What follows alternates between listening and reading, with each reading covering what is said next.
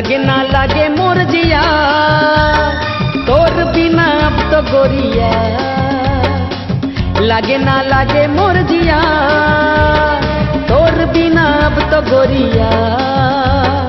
मैं तो दीवाना हो गे रे गोरी मारे जब तिरछी नजरिया।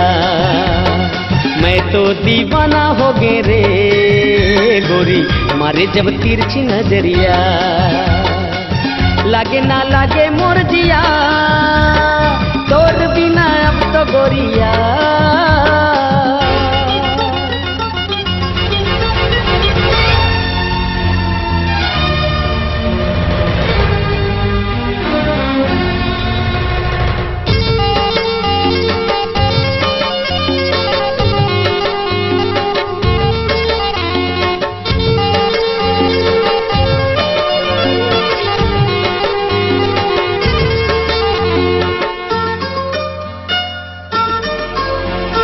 बेनी झूला के रेंगे कन्हैया लचकाई के मन लारी झाई डरे गजरा महकाई के।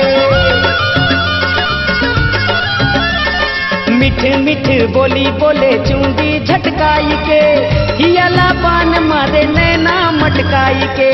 रही रही तरस रे जिया गोरी मारे जब तिरछी नजरिया।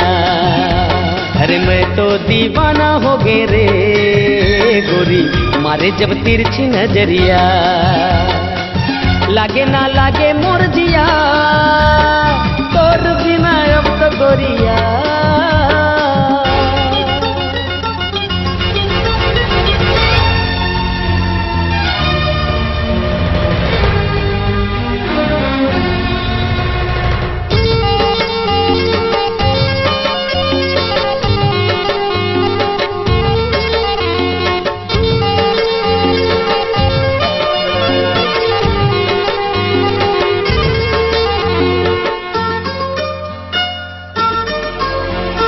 अंग अंग हर झूमे जैसे मऊहा के डारी रे। अल्हड़ अलबेली गोरी रस के से खारी रे। अलग हवे गोरी तोरे लाखों में चिन्हारी रे। गली गली होवा थावे रूप के तोर चारी रे। होगे हो तोर रसिया गोरी मारे जब तिरछी नजरिया। मारे जब तिरछी नजरिया। लागे ना लागे मोर जिया तोर बिना अब तो गोरिया। लागे ना लागे मोर जिया तोर बिना अब तो गोरिया। मैं तो दीवाना हो गे रे गोरी मारे जब तिरछी नजरिया। मैं तो दीवाना हो गे रे गोरी मारे जब तिरछी नजरिया।